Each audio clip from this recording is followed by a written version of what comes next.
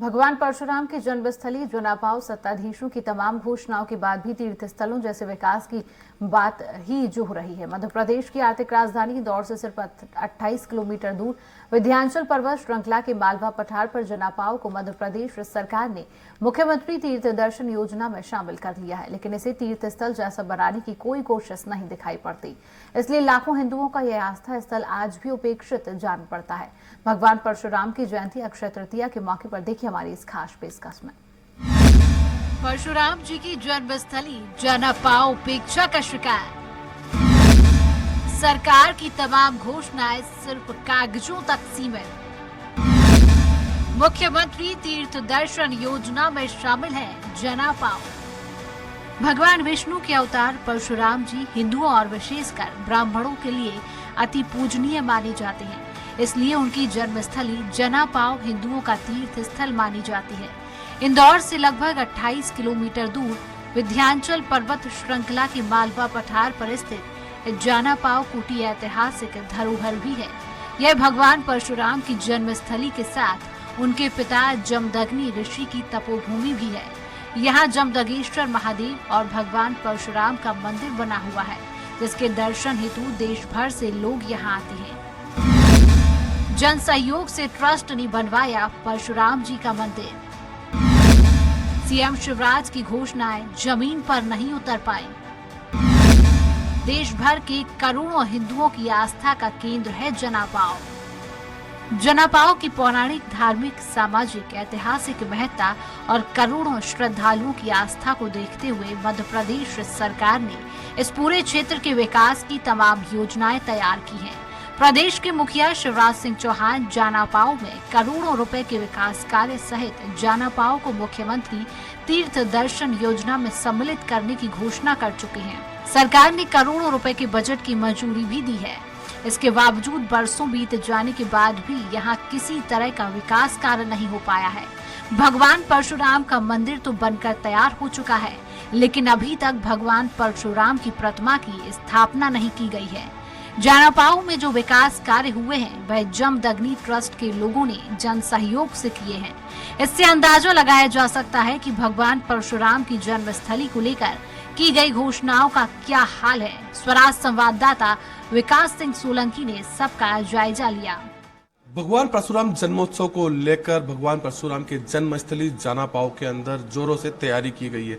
आप देख सकते हैं यह वही स्थान है जहां पर भगवान परशुराम का जन्म हुआ था और जन्म के बाद भगवान शंकर की आराधना जो है भगवान परशुराम यहां से ही करते थे। आप तस्वीरों में देख सकते हैं कि किस तरह का नजारा यहाँ पर है। हालांकि अगर राजनीतिक बात की जाए तो कई बार जो है परशुराम जयंती को लेकर कहा जाता है, करोड़ों रुपए देने की बात की जाती है, जीर्णोद्वार की बात की जाती है, लेकिन आप देख सकते हैं कि वर्षों पुराना जो परशुराम भगवान की जन्मस्थली है वह जस की तस बनी हुई। हालांकि कुछ काम भी हुआ है, रोड निर्माण हुए हैं, तालाब के निर्माण किया गया है, बिजली का भी काम हुआ है, लेकिन इमारत की बात की जाए, भगवान परशुराम की मूर्ति स्थापना की बात की जाए तो अभी तक पूरी नहीं हो चुकी है। गुरुजी, कितने काम हुए हैं, कितने काम अभी अधूरे हैं? अधूरा तो क्या, अभी मंदिर बनकर तैयार हुआ है, मूर्ति स्थापना का हमारा वो अभी मुहूर्त नहीं था, इसलिए हमने अक्षय तृतीया को नहीं करा, उसको 15 दिन पीछे हटाया। उसमें करना है प्रतिष्ठा मई को। तालाब निर्माण भी होना है, कई नदियों के पवित्र जल भी यहाँ लाना था, वह कितना काम पूरा हुआ है? तालाब का तो जो अभी बना है, रेलिंग पहले लग चुकी थी, अब दोबारा इसका सर्वे करके वो अभी लगाने की इस तैयारी में है।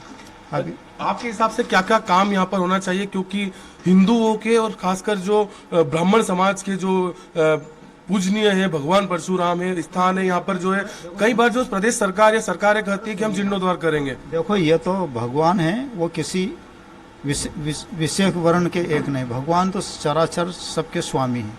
अगर भगवान का उनको दर्जा दिया जाए तो भगवान चराचर सभी प्राणियों के अधीश्वर है। बाकी वो जिस वर्ण में पैदा है उसको उस हिसाब से नजरिए से देखे वो एक ठीक है, लेकिन वो भगवान है। से चुनावी वादों के अंदर भी भगवान परशुराम का नाम लिया जाता है और जब परशुराम भगवान के जन्मस्थल की बात आती है, जन्मोत्सव की बात आती है, तो जन्मोत्सव को लेकर प्रदेश की जो बीजेपी सरकार है वो लगातार कवायद करती है। अगर बात की जाए तो प्रदेश के मुखिया शिवराज सिंह चौहान ने 2022 के अंदर भी कहा था कि भगवान परशुराम की जन्मस्थली की जो है जीर्णोद्धार किया जाएगा, यहाँ पर विशाल भगवान परशुराम की मूर्ति बनाई जाएगी। लेकिन जिस तरह की स्थिति साफ देखी जा सकती है कि सिर्फ जो है घोषणाएं की गई है, किसी तरह का भगवान परशुराम की जन्मस्थली में किसी तरह का विकास कार्य नहीं हुआ। हालांकि कुछ विकास कार्य जरूर हुए, लेकिन जिस तरह से घोषणाएं की गई है उस तरह का काम किसी तरह का दिखाई नहीं दे रहा है। कैमरा पर्सन बंटी राठौड़ के साथ विकास सिंह सोलंकी, जनापाव। जनापाव के विकास को लेकर सरकार की घोषणाओं और दावों को लेकर विवाद की स्थिति बन रही है।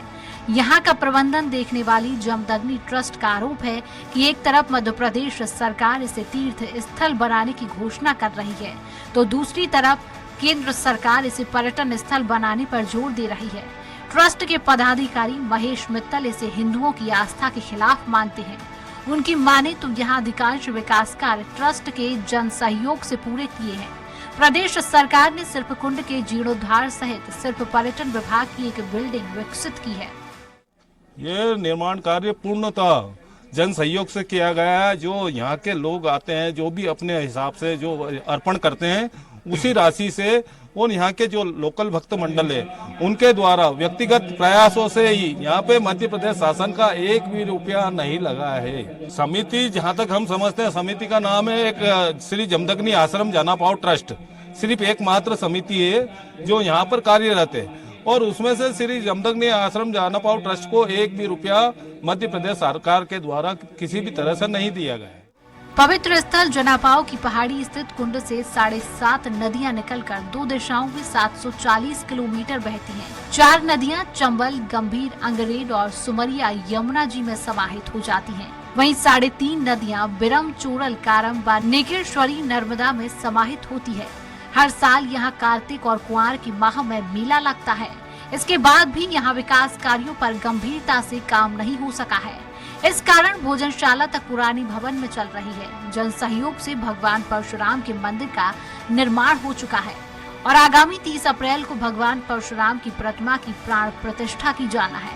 एक बार फिर भगवान परशुराम की जयंती के मौके पर श्रद्धालुओं को उम्मीद जागी है कि हिंदुओं और विशेषकर ब्राह्मणों की अगाध आस्था के तीर्थ स्थल को विकसित करने में सरकार गंभीरता से रुचि लेगी। इंदौर से विकास सिंह सोलंकी, स्वराज एक्सप्रेस।